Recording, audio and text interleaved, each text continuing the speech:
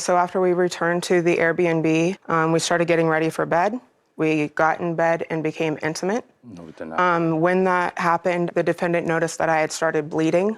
He told me to get the bleeding fixed. I explained that I had priorly been diagnosed with cancer, and I had been in remission, and I was scared that the blood that I was seeing was it coming back. When I told him that, he got angry. Francis, you met Mr. Fairley online. Yes. That was in 2022, Yes, according to your complaint. October 2022. Mm-hmm. And am I correct that you are unmarried? Yes. And you, sir? I'm married. The complaint alleges that you met each other online, started to communicate, and became friends. Yes. Would that be a fair statement? Yes, ma'am. Just for giggles and because I really like to understand, you know, in my line of work, it's always good to get to know what's in people's heads. What were you doing talking to the lady online? Is that your wife? Fiancée, yes. So you're no longer married? No, this is my fiancée. Me and Ms. Francis, we never married. This is my fiancée. I want you to listen carefully, Mr. Fairley. I asked the plaintiff a simple question. I said to her, are you married? She said no. I asked you a simple question. I said, are you married? You said yes. I said unmarried. I'm sorry. I said unmarried. Did he say unmarried? He said unmarried. Unmarried. I've got to check this. Maybe I'm on restaurant mode. Hold on.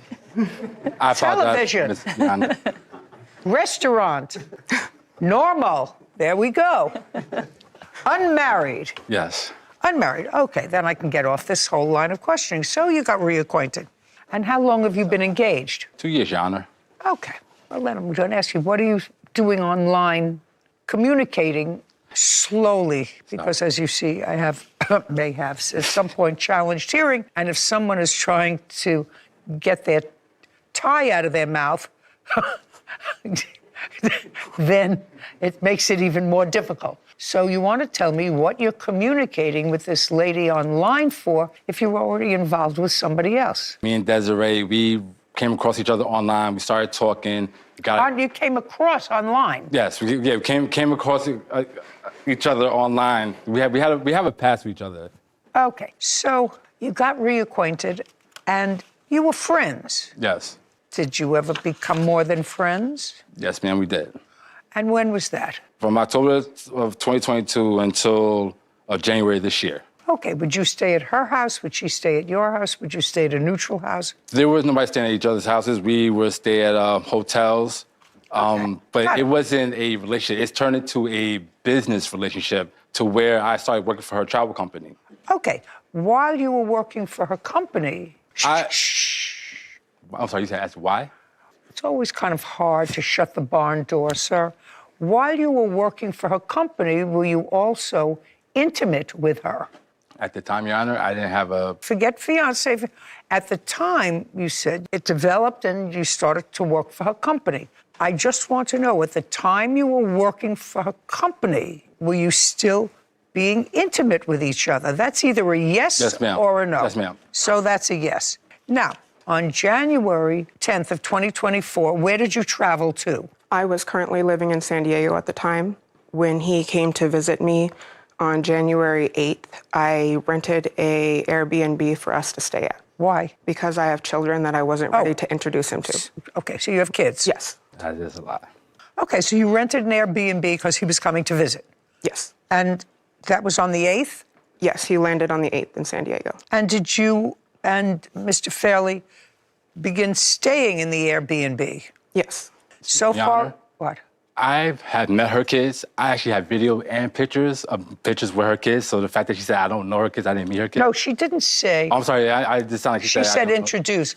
Introduce. There's a difference between introducing and having you there for breakfast when her kids wake up in the morning. I've been there for breakfast, lunch, and dinner. So I've been there. Yes, ma'am. Okay. This is what I don't understand, Mr. Fairley. I thought maybe I had misread it. The first line of your sworn answers says, Desiree and I have known each other since 2022. Desiree and I have never been in a relationship.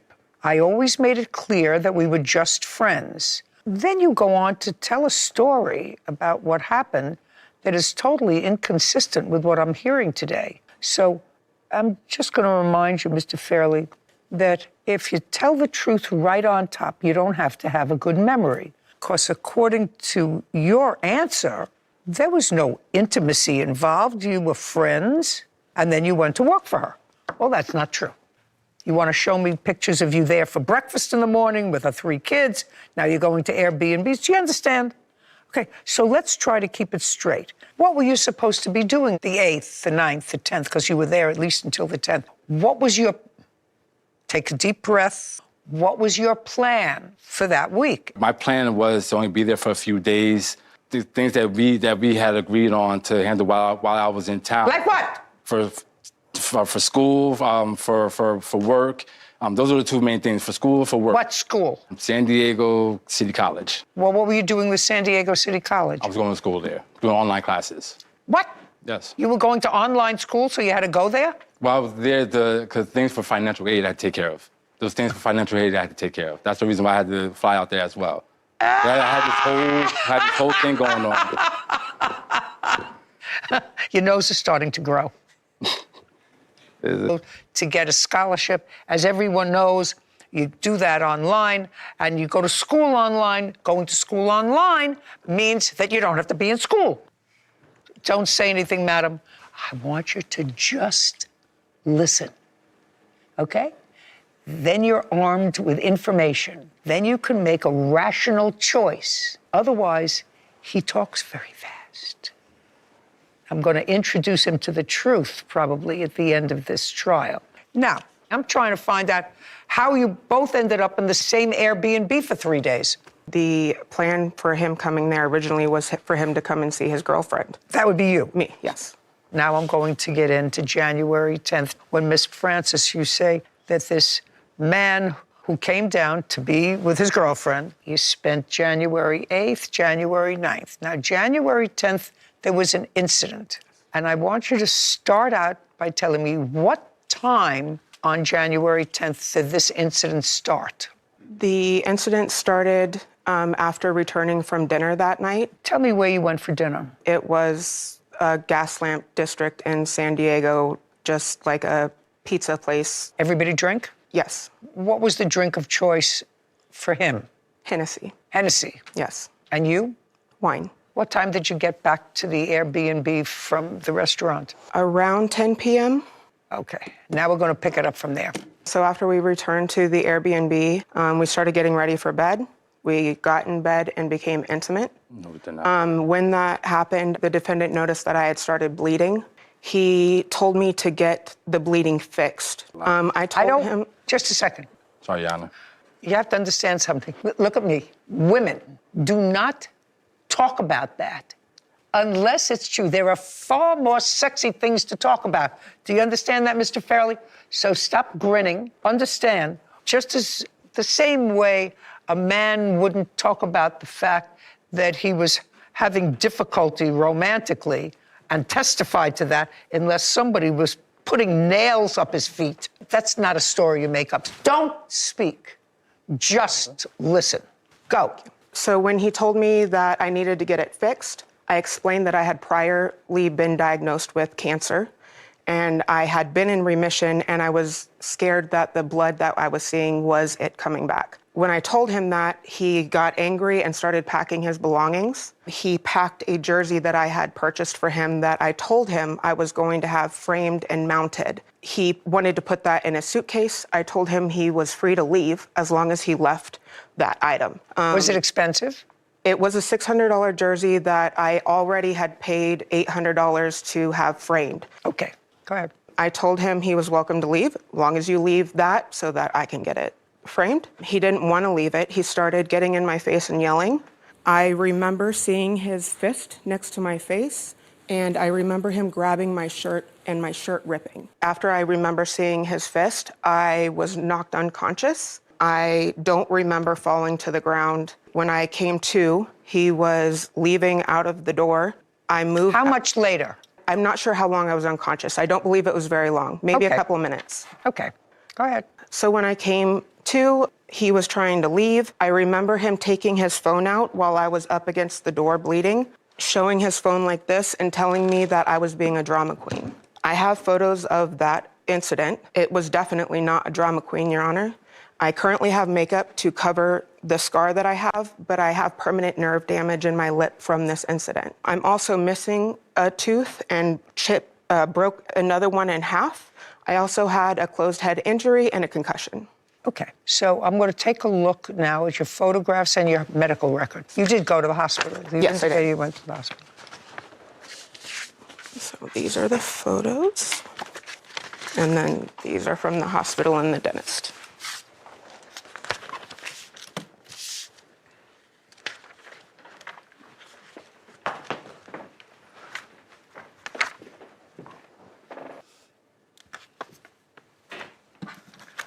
Okay, Mr. Fairley, let's start with, you're there, you're back from dinner. Yes. It's about 10 o'clock at night. 10 o'clock at night on January 10th, I'm laying there in the bed. She was entering the bed to try to be intimate with me. I refused her multiple times already prior to that. Is what you're saying, you refused on January 10th? Yes. Not on the 9th? No, on the 10th, Not on the 9th? we didn't do anything on the 9th. You weren't intimate on the 9th? No, we wasn't. What about the 8th? The 8th, yes. You're making it up as you're going. And then you went out for this romantic dinner on the 10th. You went out romantic together. dinner. It was a pizzeria, but okay. It wasn't really a romantic dinner. No. Why all of a sudden on January 10th, after dinner, did you decide that you didn't want to be intimate with her? Because this wasn't the first time that this has happened. What had happened? With the incident with her bleeding.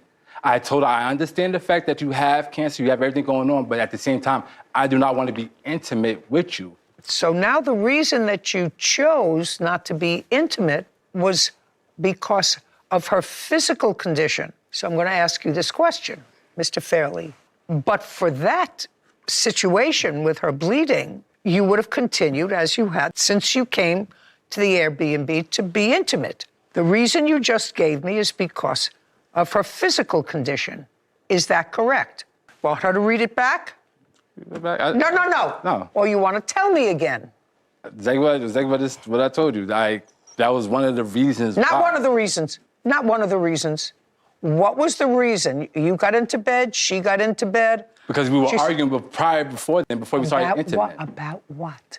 About us wanting to be in a relationship with each other, and I told her I did not want to be in a relationship with her.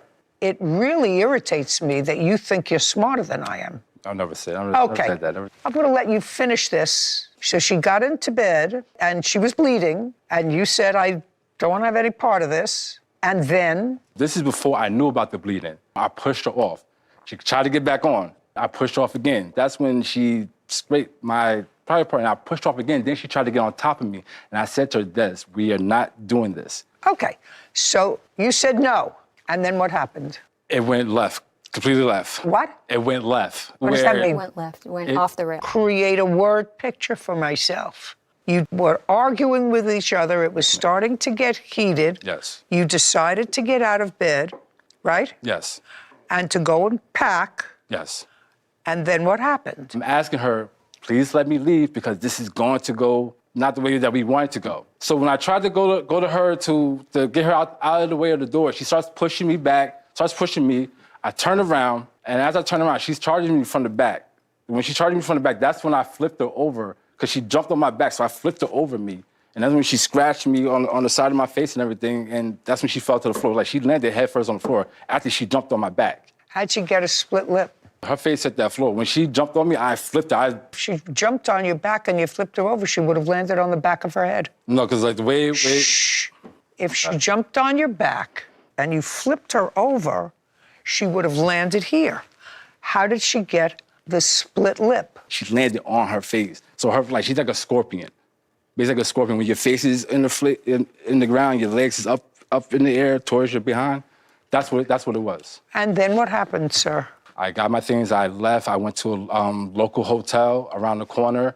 I had scratch marks and marks on my hands and my face. Have any photographs of that? Yes, I do. I'd like to take a look.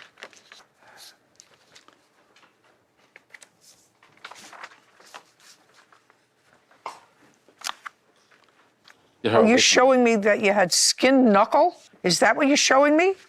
I just want to know, sir, is what this picture is of a knuckle with skin off it. That's your knuckle, and there's skin off it. Yeah. Okie dokie. Now let me read you what your answer was, sir. You said Desiree decided to sneak into bed with me. She was drunk and I told her no several times.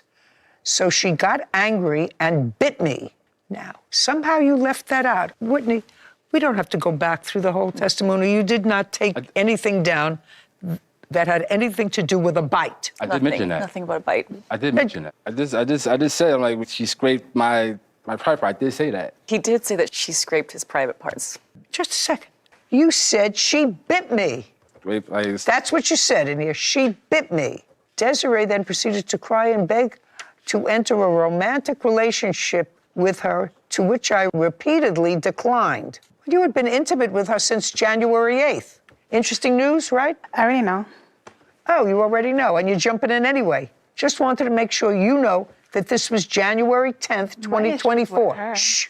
I know about all of this. Okay, well, walking in with your eyes wide open. Then you say, I got to the lobby and realized I forgot one of my suitcases. When I got back to the room, I found blood on the walls. Desiree had staged a crime scene. I quickly grabbed my stuff and left. You left out that fact, sir. You said you went to a hotel. Have you seen these pictures? Yes, I have. Shocking, right? Have you ever seen these photographs? I have. Where? She sent them to him and he sent them to me. Okay. He called me immediately when the situation happened. He called me. You know why I'm looking at you, right? Okay. Just want to make sure that the two girls are in sync. There's a whole lot behind it. There's a whole lot behind it. Yeah. Nothing behind January 8th? I knew about it. Good. Okay. I have her hospital record, sir. There's no question she was assaulted on the night of January 10th. I've heard your side of the story. The only injury that I see in the photographs that you gave me are injuries consistent with her being punched in the face. You have a counterclaim that she assaulted you. That part of your counterclaim is dismissed. I saw no physical injury other than the physical injury that probably resulted in you punching her in the face when you got your knuckles scraped. You have some other nonsense in this countersuit. Desiree let me use her company car. Our agreement was that any maintenance would be covered by her. I had to pay for new tires and oil change. How often did you use the car? About a year. Is that because you didn't have a car? At the time, I didn't. What did you do with the car after the year? The car actually got repossessed. When? The car got repossessed, I would like to say in, October? What are you looking at her for? I'm trying to remember the time that it got repossessed. Well, in a month. so there were... It was in Hey. 2024. It was early 2024. After January? No, after no, this no. incident? No. It was before the incident. Oh, you have a counterclaim for car expenses. That part of your claim is dismissed. Now talk to me about a plane ticket. What plane ticket are you talking about? She promised me verbally that she would pay for my plane ticket to go back home. And she didn't for a year, No. right? No. Forget about it. Listen, I don't know your name. You look like a nice lady. This man wouldn't know the truth if it came up and introduced himself right to his face. Correct. Look at his face. He's used to getting over. You want to get involved with that? You look like a nice lady. Do you work? I do. I somehow knew that you had a responsible job. Does he work? Not at the The moment. answer is no. No. He doesn't work. He really doesn't know a lot about working. No. You think that that's going to change? It's not going to change. Go into it, eyes wide open. Eyes wide open. The guy is not a gem. Judgment for the plaintiff for assault in the amount of $10,000. This is an outrageous picture, sir. And the knuckle that has no skin on it supports this injury. You're an outrage, and I'm actually surprised you're not incarcerated. That's all. We're done. Kind of got. Bro, this case got dark fast. At first I thought, okay, maybe this is just another toxic situationship case. But then the photos came out. Nah, that was a real assault. And honestly, Judge Judy saw through this dude almost instantly because Ronnie kept changing his story every 30 seconds. First, we were just friends. Then, we were intimate. Then, we stayed in hotels. Then, I stayed with her kids. Then, I didn't want to be with her. Bureau pick a story. That's what killed his credibility immediately. And another thing, This man really tried acting like he flew to San Diego for online school paperwork. Seriously? Nobody flies across states to handle online classes. Judge Judy already knew. Nah, bro, you came there to see your girlfriend. And honestly, the saddest part for me was this woman genuinely thought this was her boyfriend. Meanwhile, this dude apparently had a whole fiancée already. That's betrayal on another level. And the crazy thing? The fiancée still stayed beside him in court. That part honestly shocked me more than the case itself. Because if another woman sends me pictures looking like that, and the guy I'm with is involved, nah, I'm asking serious questions immediately. Now, let's talk about the actual incident. The moment Desiree mentioned the bleeding and cancer scare, everything changed. You could literally see Judge Judy's face change. Because that's not something women randomly invent in detail. And Ronnie's reaction? Instead of concern, he got angry and started packing. That already tells me everything about his character. Like, bro, even if you don't want to continue the relationship, you don't react like that. Then he starts claiming, she jumped on my back. She flipped like a scorpion. She hit the floor herself. Bro, what? Come on now. Those injuries did not look like somebody just fell. Split lip, broken tooth, concussion, nerve damage. And then this idiot shows a scraped knuckle as his defense. That actually made him look more guilty. Because what usually happens after somebody punches a face?